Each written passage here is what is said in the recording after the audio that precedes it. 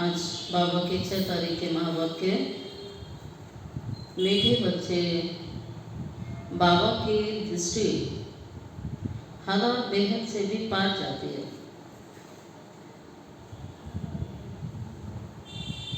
बाबा की दृष्टि हद और बेहद से भी पार जाती है। तुम्हें भी हद, सतयुग और बेहद कलयुग से पार जाना है। प्रश्न, उच्च से उच्च ज्ञान रत्नों की धारणा किन बच्चों को अच्छी होती है?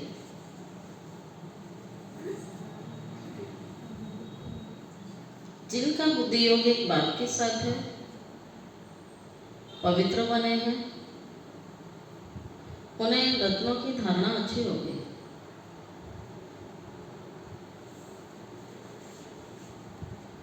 इस ज्ञान के लिए शुद्ध वर्तन चाहिए।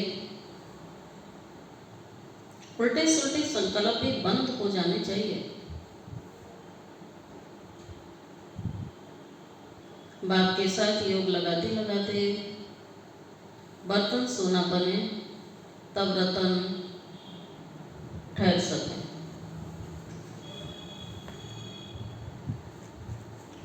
ओम शांति। मीठे मीठे रूहानी बच्चों को रूहानी बाप बैठ रोज रोज समझाते हैं। यह तो समझाया है बच्चों को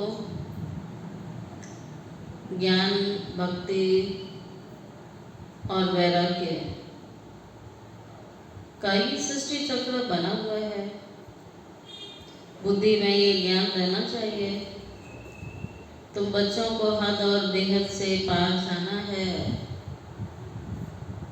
बाप तो हद और बेहद से पार है, उनका भी अर्थ समझना चाहिए।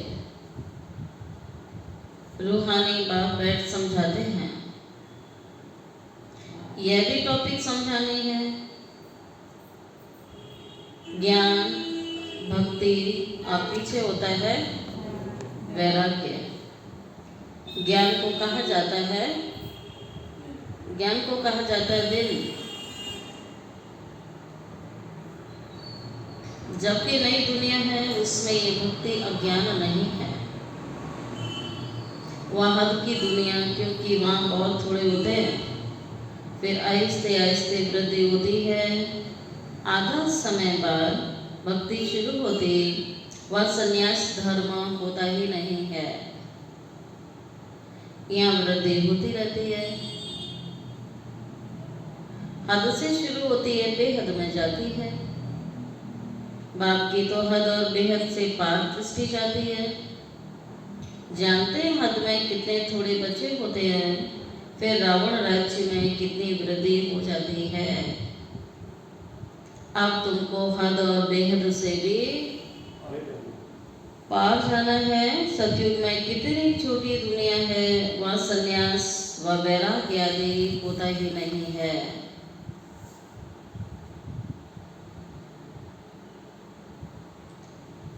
सिर्फ बाबा कहता है वहाँ संन्यास व वैराग्य होता नहीं। बाद में द्वापर से लेकर फिर और धर्म शुरू होते हैं। संन्यास धर्म भी होता है। जो घर बार का संन्यास करते हैं तो सब कुछ जानना तो चाहिए ना। उनको कहा जाता है हठयोग। जो घर गृहस्थ का त्याग करके जंगल में जाते हैं, बाबा कहता है वो हठयोगी हैं। हद का संन्यास करने वाले और आप बच्चे पूरे विश्व का बुद्धि से संन्यास करते हो, ना कि घरवार का। इसलिए आप सब कौन से सन्यासी हुए? बेहद के सन्यासी हुए। सिर्फ घरबार छोड़ जंगल में जाते, वापस से भक्ति शुरू होती। ज्ञान तो होता ही नहीं है। ज्ञान माना सतयुग और त्रेता सुख, भक्ति माना अज्ञान और दुख। ये अच्छी रीति समझाना होता है। फिर दुख और सुख से पार जाना है, हद बेहद से पार जाना है। मनुष्य जांच करते हैं ना, कहाँ तक समुद्र है, कहाँ तक आसमान है। बहुत कोशिश करते हैं, परंतु अंत पा नहीं सकेंगे। एरोप्लेन में जाते हैं, ठीक है, उसमें भी इतना तेल चाहिए ना जो फिर वापिस भी लौट सके। बहुत दूर तक जाते हैं परंतु बेहद में तो जा नहीं सकते, हद तक ही जाएंगे ना। तो तुम तो हद और बेहद से पार चले जाते हो। अभी तुम समझ सकते हो, पहले नई दुनिया में हद है, बहुत थोड़े मनुष्य होते हैं, उसको सतयुग कहा जाता है। तुम बच्चों को रचना के आदि मध्य अंत की नॉलेज होनी चाहिए। यह नॉलेज और कोई में है नहीं, तुमको समझाने वाला बाप है जो हद और बेहद से पार है, और कोई समझा ना सके। रचना के आदि मध्यंत का राज समझाते हैं, फिर कहते हैं इससे भी पार जाओ। वहाँ तो कुछ भी रहता नहीं, कितना भी दूर जाते हाँ तो क्या है, आसमान ही आसमान है। इनको कहा जाता है हद बेहद से पार। कोई अंत पा नहीं सकेंगे तो फिर कह देते हैं बेअंत है। बेअंत कहना तो सहज है ना, परंतु अंत का अर्थ तो समझना चाहिए ना। फिर अभी तुमको बाप समझ देते हैं, बाप कहते हैं मैं हद को भी जानता हूँ, बेहद को भी जानता हूँ। अभी तुमको बाबा समझ देते हैं, क्योंकि बाप जानते हैं फलाने फलाने धर्म फलाने फलाने समय स्थापन होते हैं। दृष्टि जाती है सतयुग की हद तरफ, फिर कलयुग है बेहद तरफ, फिर हम पार चले जाएंगे जहाँ कुछ भी नहीं है। सूर्य चांद के भी ऊपर हम जाते हैं, जहाँ हमारा शांति धाम और स्वीट होम है। बाबा कहते हैं जहाँ और कुछ भी नहीं है, सूर्य चांद तारे भी नहीं है, सिर्फ आत्मा और परमात्मा का मंगल मिलन है। यूँ सतयुग भी स्वीट होम है, परम धाम भी स्वीट होम है, सतयुग भी स्वीट होम है। वहाँ शांति भी है तो राज्य भाग्य है, सुख भी है। परम धाम में सिर्फ शांति है और सतयुग में सुख और शांति दोनों है। घर जाएंगे तो वहाँ सिर्फ शांति होगी, सुख का नाम नहीं लेंगे। अभी तुम शांति की स्थापना कर रहे हो, सुख और शांति की स्थापन कर रहे हो। वहाँ तो शांति भी है, सुख का राज्य भी है। मूल वतन में सुख की तो बात नहीं है, मूल वतन में सिर्फ शांति ही शांति है। आधा कल्प तुम्हारा राज्य चलता है, आधा कल्प के बाद फिर रावण आ जाता है तो रावण का राज्य चलता है। अशांति ही है 5 विकारों से। 2500 वर्ष पहले तुम राज्य करते हो, फिर 2500 वर्ष के बाद रावण का राज्य आता है। उन्होंने लाखों वर्ष लिख दिया, एकदम जैसे बुद्धू बना दिया। 5000 वर्ष के कल्प को लाखों वर्ष कह देना, बुद्धू बना हुआ ना। जरा भी सभ्यता नहीं है। देवताओं में कितनी दैवी सभ्यता थी, वो सब असभ्यता को पड़ी, कुछ जानते नहीं, आसुरी गुण आ गए। आगे तुम कुछ भी नहीं जानते थे, काम कटारी चलाए, आदि मध्य अंत दुखी बना देते, इसलिए उनको कहा जाता है रावण संप्रदाय।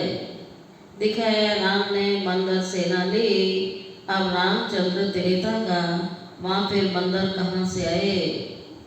फिर कहते हैं राम की सीता चुराई गई। अब ऐसी बातें तो वहाँ होती नहीं है।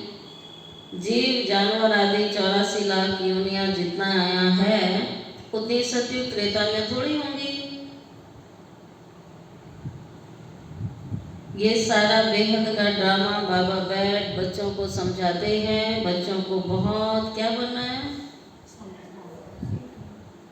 बच्चों को बहुत दूरदर्शी बनना है। आगे तुमको कुछ भी पता नहीं था, मनुष्य होकर और नाटक को नहीं जानते। अभी तुम समझते हो सबसे बड़ा कौन है। सबसे ऊंचे से ऊंचा भगवान शिव बाबा है। भक्ति में भी शिव को ही ऊंच रखा गया है। सभी देवों को दिखाया है शिव की भक्ति करते हुए, तो देवों का देव महादेव शिव को कहा गया। तो बाबा भी कहते हैं सबसे ऊंच तो बाबा है। तो श्लोक गाते हैं, ऊंचा तेरा नाम, ऊंचा तेरा धाम और ऊंचा तेरा काम। अब तुम्हारे सिवाय आप कोई की बुद्धि में नहीं है, तुम्हारे में भी नंबरवार हैं। बाखर और बेहद का दोनों का राज समझाते हैं, उससे पार तो कुछ भी नहीं है। वह तुम्हारे रहने का स्थान है, जिसको ब्रह्मांड भी कहते हैं। परम धाम, स्वीट ओम, शांति धाम। फिर बाबा कहता ब्रह्मांड भी कहते हैं, जैसे यहाँ तुम आकाश तत्व में बैठे हो। इसमें कुछ देखने में आता है क्या? आकाश तत्व देखने में आता है क्या? रेडियो में कहते हैं आकाशवाणी। अब ये आकाश तो बेअंत है, अंत पा नहीं सकते, तो आकाशवाणी कहने से मनुष्य क्या समझेंगे?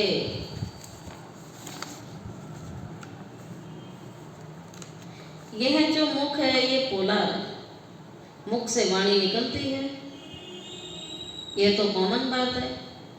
मुख से आवाज निकलना, जिसको आकाशवाणी कहा जाता है। बाप को भी आकाश द्वारा वाणी चलानी पड़े।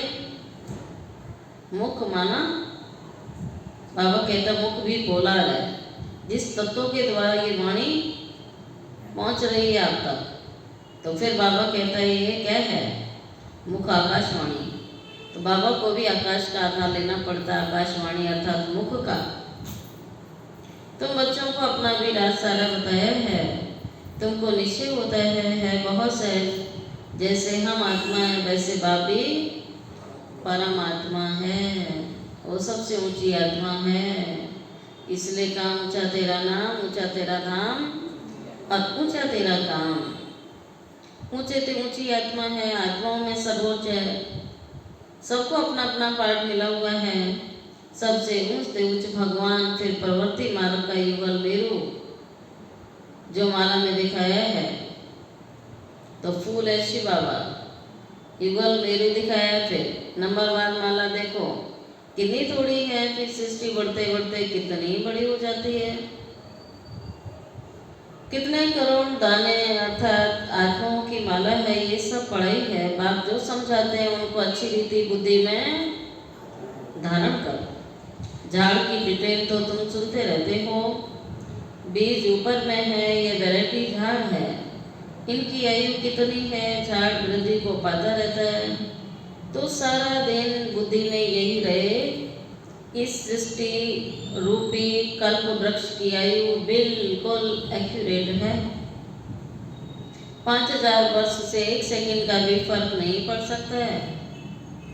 तुम बच्चों की बुद्धि में कितनी नॉलेज है, जो अच्छे मजबूत हैं। मजबूत तब होंगे, कब होंगे?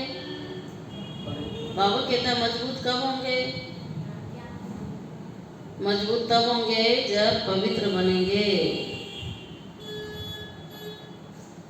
मजबूती पवित्रता से आएगी। इस नॉलेज की धारणा करने के लिए सोने का बर्तन चाहिए ना, तो ज्ञान की धारणा के लिए बुद्धि रूपी बर्तन स्वच्छ चाहिए, पात्र स्वच्छ चाहिए। और सोने का बनेगा पवित्रता के आधार से। फिर ऐसा सहज हो जाएगा जैसे बाबा के लिए सहज है ना। फिर तुमको भी कहेंगे मास्टर नॉलेजफुल, तो आप भी सब मास्टर नॉलेजफुल कहलाओगे। फिर नंबरवार पुरुषार्थ माला का दाना बन जाएगा। ऐसी ऐसी बातें बाबा बिगड़ कोई तुम्हें समझा ना सके। ये आत्मा भी समझा रही है, बाबा भी इस तन के द्वारा समझाते हैं, ना कि देवताओं के शरीर से। बाप एक ही बार आकर गुरु बनते, फिर भी बाप को ही पाठ बजाना है। 5000 सालों के बाद पाठ बजाते हैं। बाप समझाते हैं ऊंच ते ऊंच मैं हूँ, फिर है मेरू, जो आदि में महाराजा महारानी बनते हैं। मम्मा और बाबा जो महाराजा और महारानी बनते, वह फिर जाकर अंत में आदिदेव और आदि देवी बनते हैं।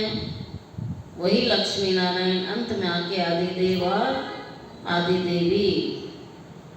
ये सारा ज्ञान अभी तुम्हारी बुद्धि में है, तुम कहाँ भी समझाओ तो वंडर खाएंगे। ये तो ठीक बता रहे हैं। मनुष्य सृष्टि का बीज रूपी नॉलेजफुल है, उनके बगैर कोई तुम्हें नॉलेज दे नहीं सकता। बाबा चैतन्य बीज है इस सृष्टि का और बाबा नॉलेजफुल है, इसलिए बाबा इस सृष्टि के आदि मध्य अंत की नॉलेज बच्चों को आके देते हैं और कोई दे नहीं सकेगा। ये सारी बातें धारण करने की हैं, परंतु बच्चों को धारणा होती है। बाबा कहते हैं सारी बातें धारण करने की हैं, परंतु बच्चों को धारणा पूरी नहीं होती है बहुत सिंपल, कोई मुश्किल नहीं है। तो इसके लिए एक तो याद की यात्रा चाहिए। अगर नहीं होती है तो दो बातों में कमी है, या पवित्रता में कमी है, ये याद में कमी है। एक तो याद की यात्रा चाहिए और इसमें जो फिर पवित्र बर्तन में रतन ठहर सके। यह ऊंच से ऊंच रतन है और ऊंचे रत्नों को धारण करने के लिए बुद्धि भी उच्च क्वालिटी की चाहिए। बाबा तो जवारी था, बहुत अच्छा हीरा माणिक आदि आता था, तो चांदी की डिब्बी में कपूस आदि में अच्छी रीति रखते थे। जितनी कीमती चीज होगी उतनी डिब्बी भी उसकी आलीशान और कीमती होती है। जो कोई भी देखे तो कहेंगे तो बड़ी फर्स्ट क्लास चीज है। यह भी ऐसे ही है। अच्छी चीज अच्छे बर्तन में शोभा देती है। तुम्हारे कान सुनते हैं, उनमें धारणा होती है। पवित्र होगा, बुद्धि योग बात से होगा तो धारणा भी अच्छी होगी ना। पवित्रता होगी, बुद्धि योग बात से लगा होगा तो उसको धारणा भी बहुत अच्छी होगी। नहीं तो सब एक कान से सुनेंगे तो दूसरे कान से बह जाएगा, निकल जाएगा, या सुनी अनसुनी कर देंगे। आत्मा भी है कितनी छोटी, उसमें कितना सारा ज्ञान भरा हुआ है। कितना अच्छा शुद्ध बर्तन चाहिए। कोई संकल्प भी ना उठे, कोई संकल्प ना उठे। उल्टे सुलटे संकल्प बच्चों के बंद होने चाहिए। बाबा कहता है ऐसी अवस्था जमाओ कि उल्टे सुलटे विचार भी उत्पन्न होने ही बंद हो जाए, उठे ही नहीं, कोई विचार ना आए उल्टे सुलटे। सब तरफ से बुद्धि योग हटाना चाहिए। मेरे साथ योग लगाते लगाते बर्तन सोना बना दो। जो बुद्धि इधर उधर भटक रही थी, बाबा कहता हूँ सबसे हटाए मेरे में लगाओ। ये तो योग है। सब तरफ से बुद्धि योग हटाना है। मेरे साथ योग लगाते लगाते तुम्हारा बुद्धि रूपी बर्तन सोने का हो जाएगा। जो रतन ठहर सके फिर दूसरों को दान करते रहेंगे। भारत को महादानी भी कहा जाता है। तो भारत में रहने वाले भारतवासी बच्चों ने महादान किया है, इन ज्ञान रत्नों का दान किया है। तो इन ज्ञान रत्नों को पहले तो बुद्धि रूपी बर्तन में धारण करना है, तो महादान भी चलता रहेगा। वह धन दान तो बहुत करते हैं, परंतु ये अविनाशी ज्ञान रत्नों का दान है। देह से जो कुछ है वह सब छोड़कर एक के साथ बुद्धि योग रहे। हम तो बाप के हैं, इसमें मेहनत लगती है ना। लक्ष्य तो बाप बता देते हैं, पुरुषार्थ करना बच्चों का काम है। अब ही इतना ऊंच पद पा सकेंगे। कोई भी उल्टा सुल्टा संकल्प व विकल्प बच्चों को आना नहीं चाहिए। अभी ना विकल्प आना चाहिए, ना उल्टा सुल्टा संकल्प आना चाहिए। बाप ही नॉलेज का सागर है, ज्ञान का सागर है, हद बेहद से पार है। सब बैठ समझाते हैं, तुम समझते हो बाबा हमको देखते हैं, परंतु हम तो हद बेहद से पार ऊपर चला जाता हूँ। मैं रहने वाला भी वहाँ का हूँ, तुम भी हद बेहद से पार चले जाते हो। संकल्प विकल्प कुछ भी ना आए, इसमें मेहनत चाहिए। गृहस्थ व्यवहार में रहते कमल फूल समान जरूर बनना है। हाथ काटे दिल यार्डे, गृहस्थी तो बहुत है, गृहस्थी जितना उठाते हैं उतना घर में रहने वाले बच्चे नहीं।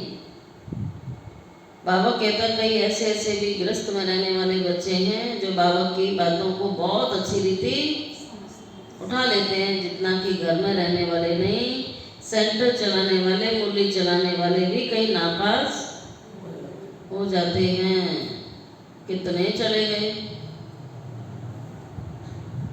पढ़ने वाले वो चले जाते हैं, आगे तुमको सब मालूम पड़ता जाएगा। बाबा बिल्कुल ठीक बता रहे हैं। हमको जो पढ़ाते थे उनको तो माया खा गई, चले गए दुनिया में। महारथी को माया एकदम हप कर गई, है ही नहीं। मायावी बन गए, ट्रेटर बन जाते हैं। विलायत में भी ट्रेटर बन पड़ते हैं ना, तो कहाँ कहाँ जाके शरण ले लेते हैं। जो पावरफुल होते हैं उस तरफ चले जाते हैं। इस समय तो मौत सामने है, तो बहुत ताकत वाले पास जाएंगे।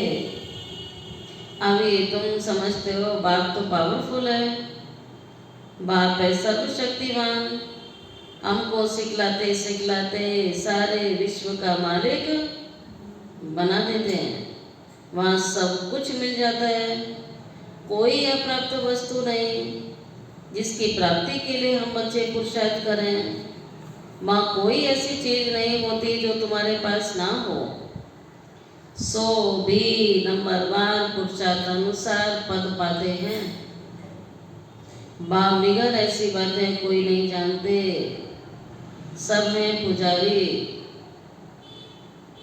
सब हैं पुजारी। बल बड़े बड़े शंकराचार्य आदि हैं, बाबा उन्हों की महिमा भी सुना रहे हैं।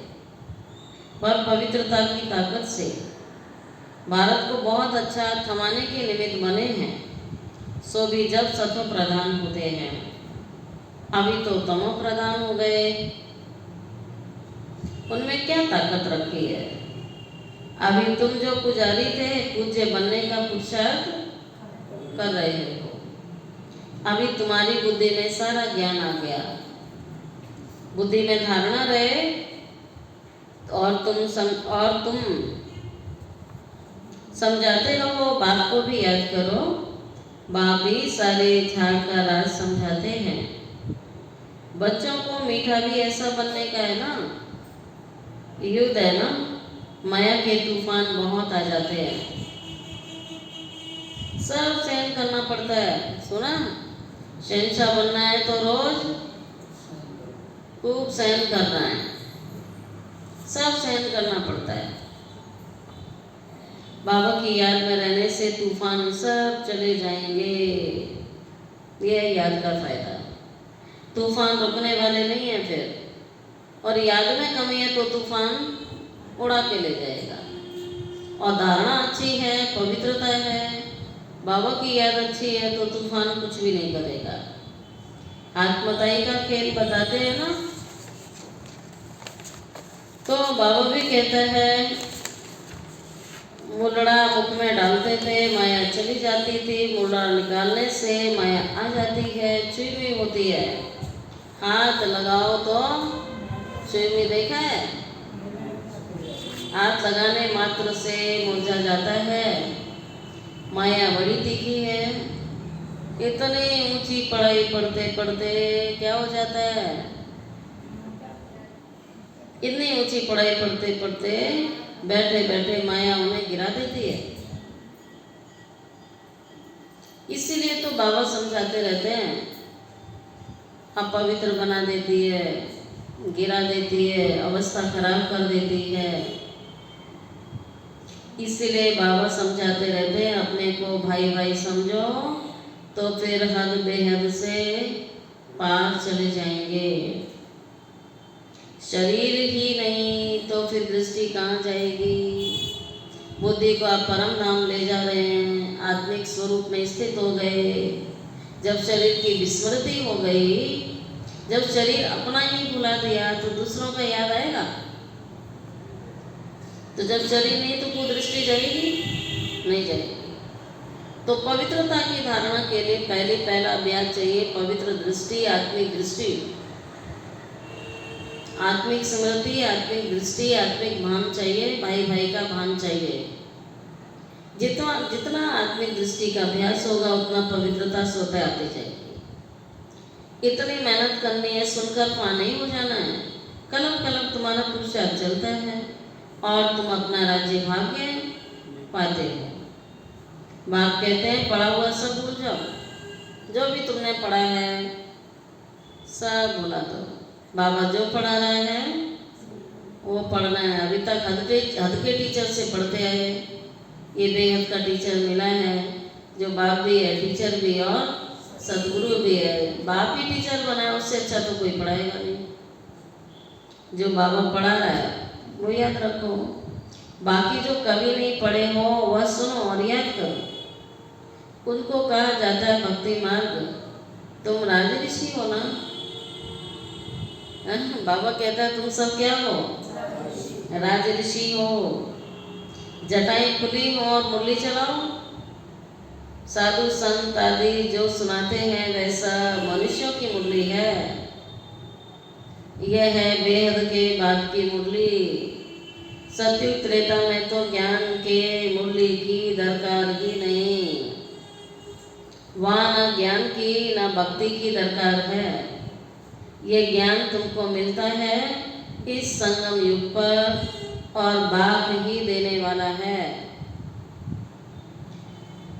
अच्छा मीठे मीठे सिकिल दे बच्चों प्रति माता पिता बाप दादा का याद प्यार गुड मॉर्निंग। रूहानी बाप की रूहानी बच्चों को नमस्ते। रूहानी बच्चों की रूहानी बाप दादा को याद प्यार गुड मॉर्निंग और नमस्ते नमस्ते नमस्ते। शुक्रिया बाबा, शुक्रिया बाबा, शुक्रिया बाबा। धारणा का मुख्य सार फर्स्ट पॉइंट है बुद्धि में ज्ञान रत्नों को धारण कर दान करना है।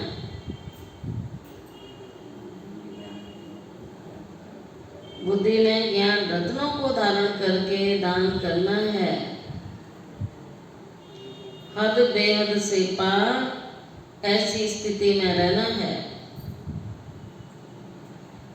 जो कभी भी उल्टा सुल्टा संकल्प व विकल्प न आए।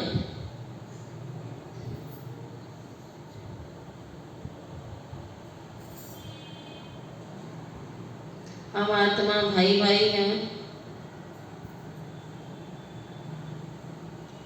यही स्मृति रहे। सेकंड पॉइंट, माया के तूफानों से बचने के लिए, माया के तूफानों से बचने के लिए मुख में बाबा की याद का मुलरा डाल देना है।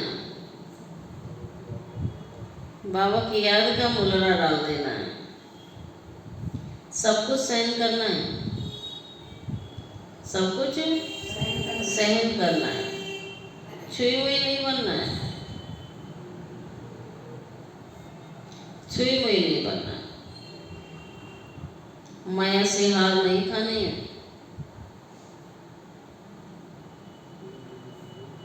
माया से हार नहीं खानी है। आज बाबा ने वरदान दिया, सदा एक के स्नेह में समाये हुए, एक बाप को सहारा बनाने वाले, सर्वाकर्षण मुक्त भव, सदा एक के स्नेह में समाये हुए, एक बाप को सहारा बनाने वाले, सर्व आकर्षण मुक्त भाव। जो बच्चे एक बाप के स्नेह में समाये हुए हैं, वे सर्व प्राप्तियों में संपन्न और संतुष्ट रहते हैं। उन्हें किसी भी प्रकार का सहारा आकर्षित नहीं कर सकता। उन्हें सहज एक बाप दूसरा न कोई यह अनुभूति होती है। उनका एक बाप ही संसार है। एक बाप के द्वारा ही सर्व संबंधों के रस का अनुभव होता है। उनके लिए सर्व प्राप्तियों का आधार एक बाप है, ना कि वैभव व साधन चाहिए। वे सहज आकर्षण मुक्त हो जाते हैं। स्लोगन: प्रकृति को पावन बनाना है तो संपूर्ण लगाव मुक्त बनो। प्रकृति को पावन बनाना है तो संपूर्ण लगाव मुक्त बनो। अच्छा, ओम शांति।